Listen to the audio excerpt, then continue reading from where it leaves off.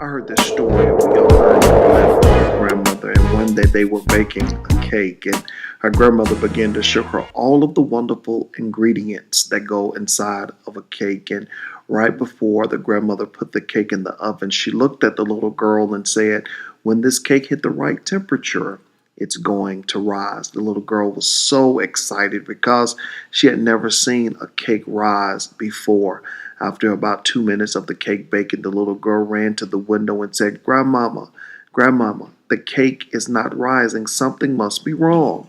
The grandmother looked at her and said, "Baby, don't worry. It's going to rise."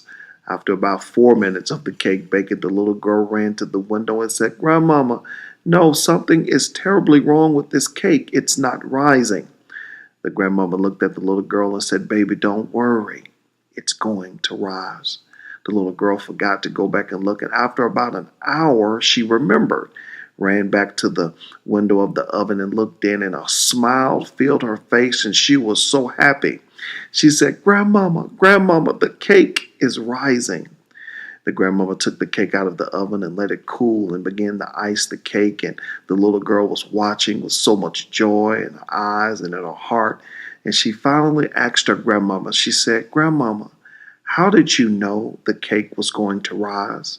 The grandmama looked back at her and said, "Baby, because I put something in it to make it rise."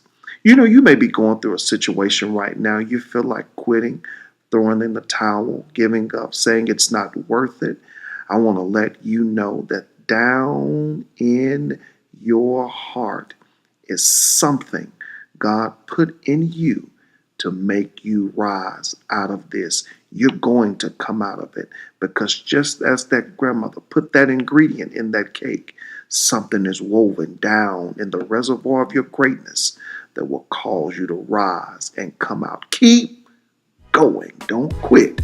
You're closer than you think.